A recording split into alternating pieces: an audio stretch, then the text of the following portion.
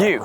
Yes, you. Delete that comment, stop right there, and I know you want to share to the world exactly how you feel about this brand and its crazy mad CEO. And don't you worry, I'll be sharing my feelings too at the end of this video. How about we strike a little deal? Don't post any comments until you watch the whole thing, and then post as much as you want. Do we have a deal? All right, let's go. The infamous Tesla Model Y, the world's most popular car, and still China's best-selling car despite all that's going on in the world at the moment. How mad. Interestingly enough, the Tesla Model Y first landed on UK soil back at the end of February 2022, meaning if you saw the earliest Model Y, it would be on a 71 number plate. This is a 22 plate registered on the 18th of March, which does make this officially 3 years and 2 weeks old. It's crazy to think that, because we went absolutely crazy for these. Now, this is a long-range dual-motor version. That was the first model you could actually buy brand new at the time. This has covered about 36,000 miles so far. Fun fact, these used to be about £48,000, and you can pick one up now, 3 years old, on Auto Trader for 50% off. 24 grand for all of this. Whoa, not so fast, because we're here to answer a question. Given this brand's wacky CEO, the world we're currently in, all the uncertainty, should the Tesla Model Y be at the top of your used electric car shopping list? And I'll tell you what, there's a lot I love about this car, and a lot that just really pisses me off. How about we get those out the way first, shall we? And we're going to start with keys, because you've got two options. Either use your phone and set this up as your main key. You can share this with as many people as you'd like, but this Tesla isn't my car. I borrowed it for the time being, which means I'm stuck with option 2, the key card, which you swipe up here on the driver's side pillar. And it works pretty well, except it scratches the hell out of this A pillar. And do you know what? On the face of it, it's not the end of the world, except here's where it gets really frustrating. I park on street. This is where the pavement is. Over there is a lamppost where the car's plugged in on the passenger side. And guess what? This card does not work anywhere else besides the driver's side, which means when I want to unlock the car, get the charging cable out, put it up in the front, and then for me to make my way, I've got to walk into traffic, unlock the car on that side, then unlock the frunk and the charging cable, walk all the way back around the car, and then do it all that way. And you know what? It's just really frustrating. And we go to the boot, where you'll find that early Tesla Model Ys never came with a rear parcel shelf, which means that when you've got all your stuff in the back on a really long journey, there's nothing stopping all the rattling noises from getting into the rest of the cabin, and trust me, it gets really frustrating. The good news is later Model Ys from about 2023 onwards did come standard with a rear parcel shelf. It took them a year.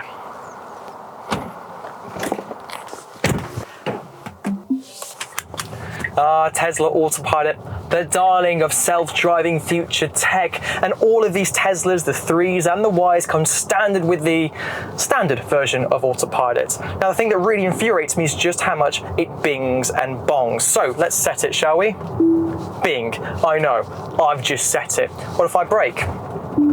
It bings. I know, I've just braked. If I set it again, now God forbid I need to change lanes, for example. If we indicate, it turns off again. For the love of God, why can't you just pause? Why can't you just pause like every other manufacturer? Genesis, Hyundai, Kia, Ford, Volkswagen, Polestar. When you indicate and your self-driving features are on, it pauses the thing so you can overtake and come back, and it automatically re-engages. A much smoother driving experience. And yet this, it disengages. The regen comes on, you slow down. The passengers now felt sick, I felt sick, and it's just really frustrating.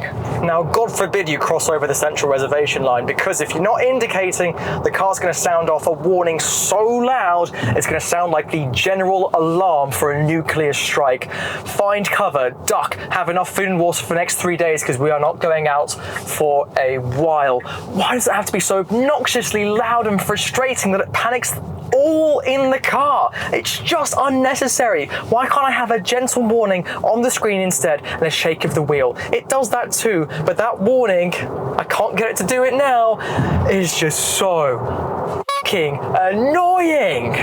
Oh my gosh, right. If you drive like a normal person, this is an issue. It's just that you've done over 1,000 miles and it's come up a few times and you were really stressed because you were late for a meeting, so it stressed you out a lot. But for normal people, this won't really be an issue. You just drive like a normal person, this isn't a problem. Oh my god, and also, like, the regen's really strong. Why can't you have controls to change the regen setting? Why is it always so strong that when I'm on the motorway and I'm trying to change lanes and the autopilot comes off, the car like forces the brakes on almost? It's just, you can't drive smooth And you know what? There is a lot to like about the Model Y. I mean, just check out all this space, the cup holders, the center console storage, the dual wireless chargers, the ginormous door bins, double glazed front windows, and just listen to how quiet the window motors are. Ready? Lovely. Oh, and my favorite bit has to be these sun visors because, yeah, they're fine, but they extend, which means they can cover the entire window. How frustrating is it when you're driving on a really sunny day, which is quite rare in the UK, let's be honest, and you've got the sun just there. There's nothing you can do about it. Well, on a Tesla Y, extend your visor and you're good to go. Every car needs this feature.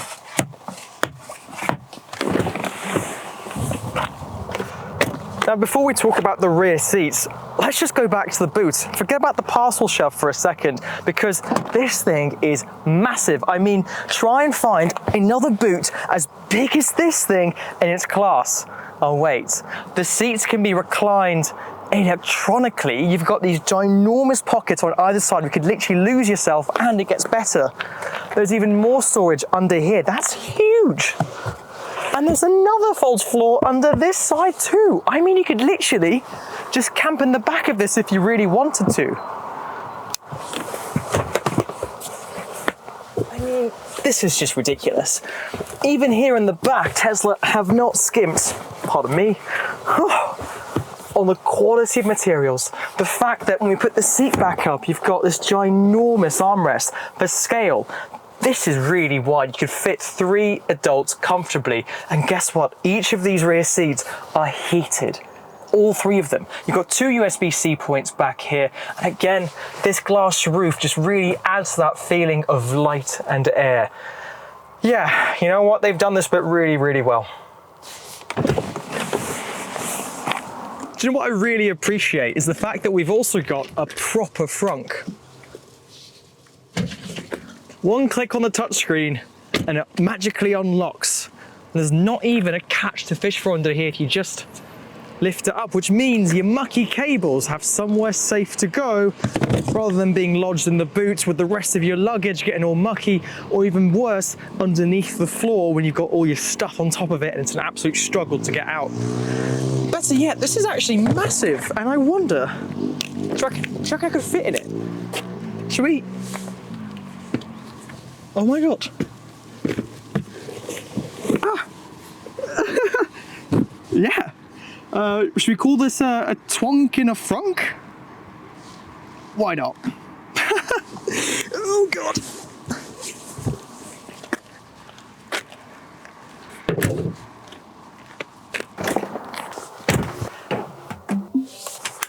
So let's talk about the car's controls, shall we? And although this seems really minimalistic, and it is, the actual controls are really intuitive and very simple to get used to over time. So you've got your drive selector here, reverse at the top, drive, and then you've got park, pressing the button just there. On the left-hand side, you've got your indicators, your flashers, and also at the button at the end, your windscreen washers too. The things that I really love is the fact that they've got all these stalks and things, but shortcuts are also embedded into these features. So for example, your cruise controls here, you set that here by clicking again when you're driving. Of course, we can't do it now, we're stationary. Your wipers, when you press that, you then have the rest of your wiper settings appear. So you can set this to the super speed or down to the automatic settings simply by clicking this button, and then you get the shortcut appear on screen. And while we're driving, we've got these wheels and clicks left and right. So the right-hand side controls your cruise control speed and the distance between the car and front for the active cruise control features. The left-hand side, you've got your volume, your track, next and back. If you press and hold it, you've then got shortcuts. Oh, we need to turn down that audio before I get sued. Now press and hold the left button, you then have shortcuts for the climate control. So here we go, I can set the fan speed all the way to 10 and back down to 1 simply without taking my hands off the wheel. Of course, you've got your controls here too, but the fact that you've got everything all within your fingertips actually makes this really intuitive. And if you're the kind of person who wants to have physical controls for everything, you know what, this is a good halfway house. But if you really want to have those buttons, I suggest looking at a Hyundai or a Kia, and they've got a whole bank of buttons on the center console, so you don't have to rely on a touch screen. But this is a pretty good effort, I've got to say. On the whole, this drives pretty impressively. I mean, for one thing, it's quick. Oh my God. Oh, and there's all the squeaking in the boot, because this is a Tesla after all. To be fair, the new ones have better quality than these ones, but you know, squeaks. It handles really well. I mean, it's a big old car that weighs the best part of 2 tons, this car, which for an EV with long battery range isn't that heavy, but it's not exactly a Lotus either, let's be honest. And yet the steering is really direct and engaging. I think the word I like to use is confidence inspiring. I've driven some electric cars and you just drive like you're putting a spoon through jelly almost, whereas this has sort of a very direct and engaging feeling. Plus points there to the Tesla. The squeaking there can easily be avoided by simply turning up the amazing sound system. And I've got to say, folks, I've been around cars that are well in 6 figures, 7 Series BMWs with Bang & Olufsen sound systems or Bowers & Wilkins, and the sound system in this car could easily compete with those. And this car was only 48 grand brand new, and now half the price. I love the sound system, and it easily drowns out any of those squeaks. Let's talk about charging, shall we? And I do like this electric flap. So the plug you get here matches any other electric car sold in the UK and the rest of continental Europe. Gone are the days where Tesla would give you a proprietary cable that worked on no other electric car. Well, at least here in the UK and Europe. Across in the USA, whole different world, but we'll ignore them for now. So 2 types of charging really. Your home charging, your Tesco's charge, your multi-story car park, your lamppost. The slower, leave it plugged in, forget about it, come back the next day. That peaks at 11 kilowatts if you find an appropriate charger. Not too bad, to be fair. Whereas the ultra rapid charging stuff, that can go as fast as 250 kilowatts, which means if you set the sat-nav in the car to take you to an ultra rapid charger, the car will precondition its battery to receive the fastest amount of electrons, and you can add about 200 miles worth of range in as little as 25 minutes. That's not bad going at all. We'll be talking about the Tesla Superchargers in a minute. Stay with me for that.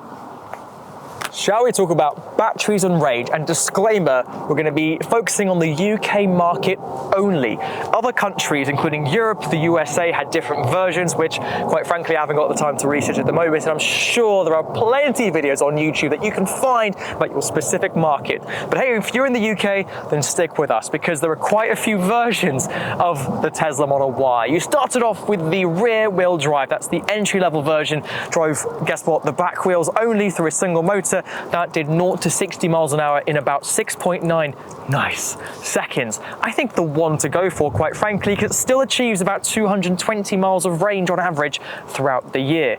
You then had the really rare, because this was only offered at the end of this Model Y's production, the long range single motor rear wheel drive version. Big battery, quicker 0 to 60 by about a second, so 5.9 seconds, but you got more like 280 to 300 miles of real world range. Impressive, but these were only available at the end of this Model Y's tenure. You've then got this model, the long range dual motor, so both wheels drive the car. We are both wheels, all 4 wheels drive the car. This is 4-wheel drive. And this has the same long range battery, but because it's dual motor and has more power, it's now 5 seconds to 60. It means we get a range of about 270, 280 miles. And to be fair, that's been quite realistic. And then if you want to go quicker still, I mean quicker than 5 seconds, this is already far too quick. But the performance Model Y, 3.8 seconds to 60, and quite frankly, you just don't need it. Don't get it, don't bother with it, please don't, because you will make your passengers really horrifically sick. So let me show you one of Tesla's trump cards. We've arrived at one of Tesla's Superchargers in Dorking, and we don't actually need to charge, we're on 84%, but I just thought I'd show you something that all Tesla drivers have been able to enjoy for the last 10 years, a whole decade. And honestly, it's one of the things that makes me really jealous about Tesla drivers. Ready? Watch this. So, we open the door, unplug one of these. The flap automatically opens. We plug in. We're charging. Just like that. And look at the cost here. 43 pence a kilowatt hour. That cost is like half the price you'd get at another rapid charger. So like an Ionity would be about 80 pence a kilowatt hour. This is half price. Now this price is exclusive to Tesla drivers only. If you parked up, let's say your Volkswagen, like that person there in the turquoise Volkswagen, you'd be paying about 50 or 60 pence a kilowatt hour. So Tesla drivers get this discounted rate, and honestly, it makes me really jealous. Again, we don't really need to charge. It says it will be done in about 25 minutes. That's to get to 100%, or on 84% now. If you like doing a long distance road trip, Tesla is still your car. Shall we talk about the elephant in the room then, or the Elon in the room? And let's be honest, with all these cameras in the car, he's probably watching me as I speak. How spooky. It's a very personal subject, this, because I looked up to Elon massively growing up in my late teens, kind of early 20s, looking up at Tesla, seeing what they've been up to with the Roadster, the Model S launch. I saw the first one on the road back in, what was it, 2015 maybe, in London. That's when they first came to us, and I thought there's no way that car hasn't got an engine in it. And it was just fascinating to me to think that a car as big as that Model S could have nothing else but batteries propel it forwards. I actually applied for a job at Tesla, and I got offered the job. This was in 2018. I declined the offer, even though it was a bigger pay rise than what I was being paid at the time, and you got so much in shares back then too. And boy, do I just want to hurt myself knowing that those shares would have been worth potentially millions of pounds today had I stayed in that job for long enough. So it's really interesting. What's really disappointing, of course, is to see that Elon has gone from being the person who tries to get the human race to Mars and kind of accelerate the world's development into renewable energy technologies, and got into this kind of politician side consultancy role, which is really dividing the world and causing a massive stir. Of course, he has his own issues personally, right? So I do understand that to an extent, but as an important figurehead and also the richest man in the world, he has a massive responsibility for those who look up to him, but also those who work for him.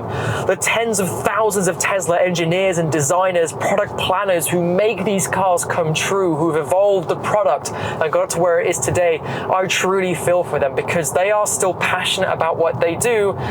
They get a lot of ridicule at the moment, given what Tesla as a brand are currently going through, which is a real shame ultimately. We've come to the end, and you guys expect me to have an answer for you, right? Well, I guess I sort of do, and I'm sure well before you've watched this video you'd already made your mind up about the Tesla Model Y, and I think here are my 2 pence.